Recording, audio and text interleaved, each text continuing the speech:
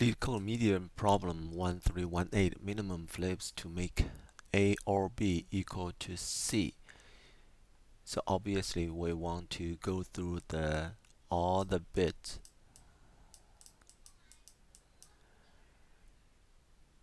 in A and B and C to compare whether they are 0 or 1. So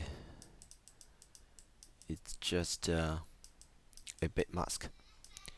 So imagine these cases. Say for a for a specific bit in C, it could be 0 or 1, and for A and B, it could be 0 0 0 1 1 0 1 1. So the changes or the number of flips needed here will be 0 1 1 0 1 0 2 0.